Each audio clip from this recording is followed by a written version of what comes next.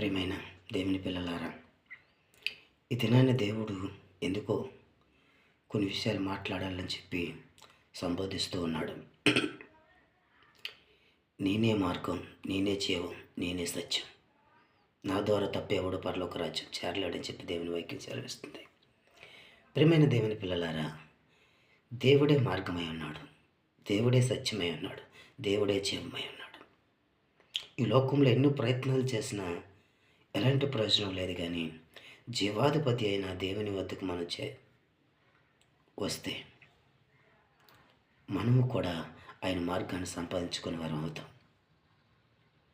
కానీ ఆయన మార్గాన్ని ఎప్పుడు సంపాదించుకుంటాం, ఆయన సత్యాన్ని ఎప్పుడు మనం సంపాదించుకుంటాం అంటే మనలో మార్పు రావాలి, ప్రార్థించగలగాలి, ప్రార్థించడానికి ఇష్టపడాలి, దేవుని ఒక మాటకు లోబడడానికి ఇష్టపడాలి, దేవుని ఒక మాటను నెమరవేస్తూ ఉండాలి, దేవుని ఒక మాటకు లోబడుతూ ఉండాలి.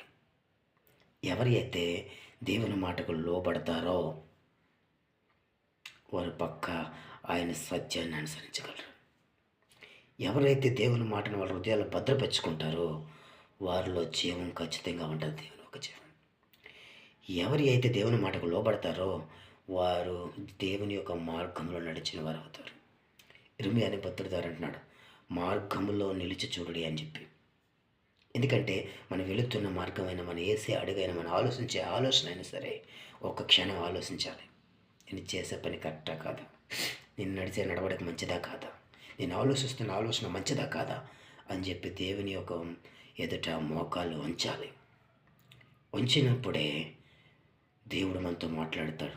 అవును నాయన, నువ్వు తప్పట అడిగేస్తే నువ్వు తప్పట అడిగైపోతున్నావు నాయన అని చెప్పి దేవుడు మన హృదయాన్ని గద్దిస్తాడు.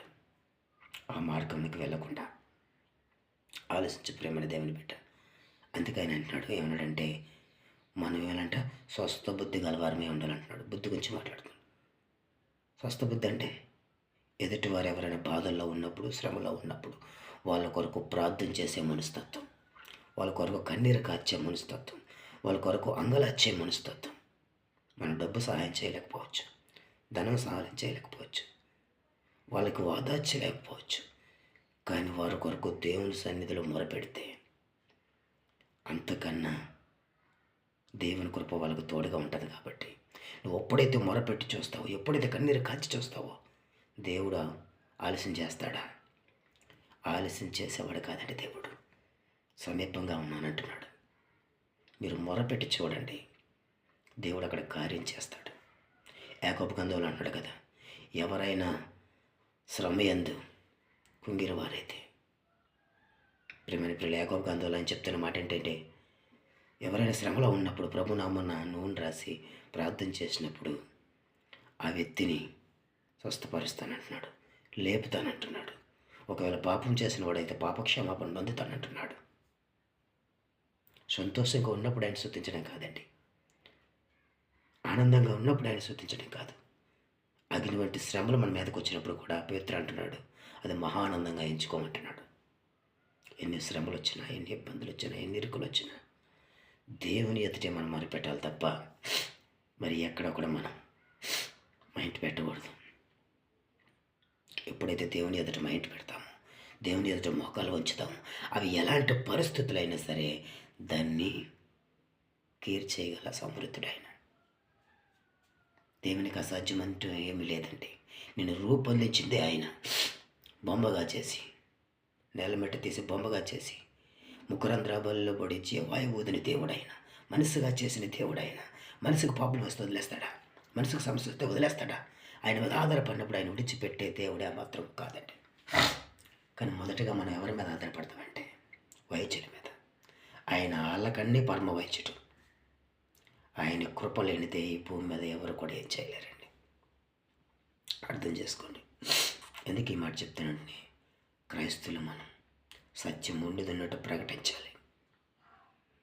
ఉండిది లేనట్టు, లేనిది ఉన్నట్టుగా ఎప్పుడు ప్రకటించకూడదు. అర్థం చేసుకుంటారని చెప్తాను ఈ మాట. ఎందుకంటే క్రైస్తవులుగా ఈ దినాన్ని నువ్వు ఇప్పుడు ఏదైతే చూసావో, ఏదైతే నువ్వు చేసావో అది ప్రకటించు. దేవుడు నిన్ను దీవిస్తాడు, ఆశీర్వదిస్తాడు, శ్రమలోని కూడా నిన్ను లేవలెత్తుతాడు.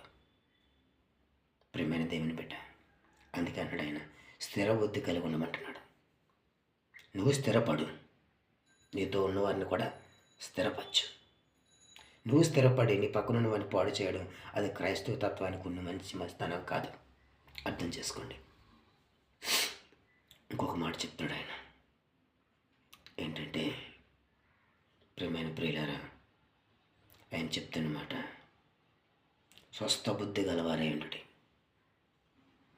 స్వస్థ బుద్ధి అంటే నువ్వు స్వస్థత పడు, ఎదటివారు కూడా అనారోగ్యంతో ఉన్నప్పుడు వాళ్ళ దగ్గరికి వెళ్ళి మొరపెట్టు, వాళ్ళకి కూడా అదే స్వస్థతే దేవుడు కలుగ చేస్తాడు.